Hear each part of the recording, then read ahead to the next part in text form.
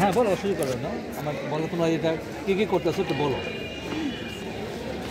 এটা হলো প্রকৃতি থেকে তৈরি একটা প্লাস্টিক, যেগুলো আমরা প্রকৃতির উপাদান দিয়ে এটা তৈরি করতে পারি। এর জন্য ধরেন শৈবাল থেকে তৈরি করতে পারি, তারপর ধানের যে তুলস আছে, আখের ছোবড়া আছে, এগুলো দিয়ে তৈরি করতে পারি। ওগুলো সংগ্রহের পর প্রথমে আমরা প্রক্রিয়াজাত করব।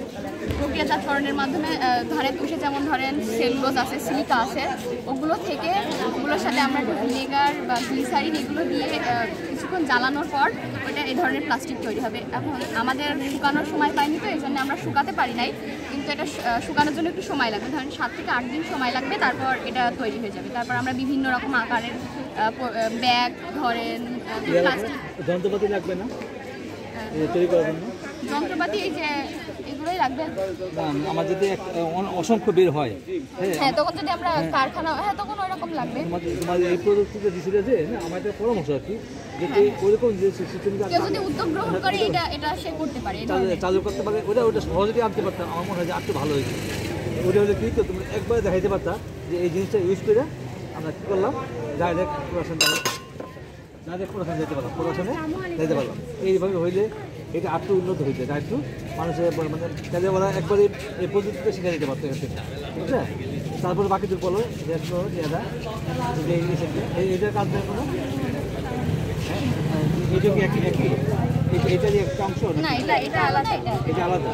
এটা কি? এটা হচ্ছে জলবিদ্যুৎ। তার একটা কথা আছে আগে, তোমার পরিচয়টা দিলে না, পরিচয়টা দিলে দাও। আমার নাম অহনা তাসনিম খান, সরকারি খন্দকার মোশাররফ হোসেন ডিগ্রি কলেজ থেকে পড়ি, 11শ শ্রেণী বিজ্ঞান বিভাগ। অসংখ্য ধন্যবাদ। হ্যাঁ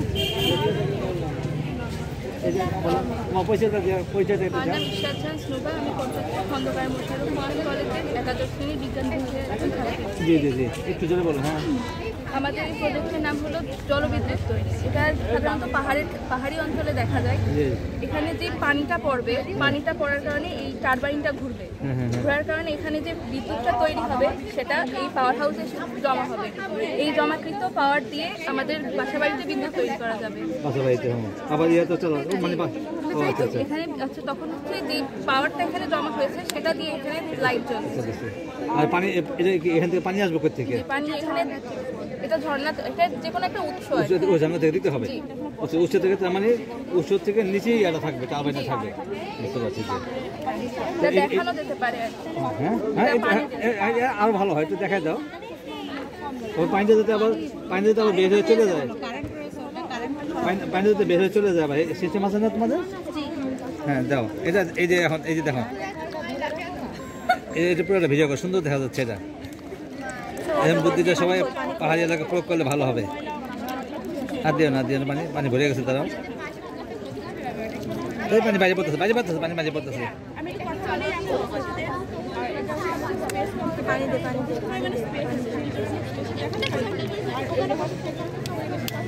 এই যে হ্যাঁ, পানির প্রেশার চলতেছে, এইটা ইয়েলো করতেছে।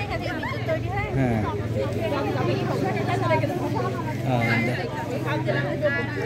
ধন্যবাদ নিয়ে আসার জন্য। ঠিক আছে, আসসালামু আলাইকুম ওয়া রাহমাতুল্লাহ।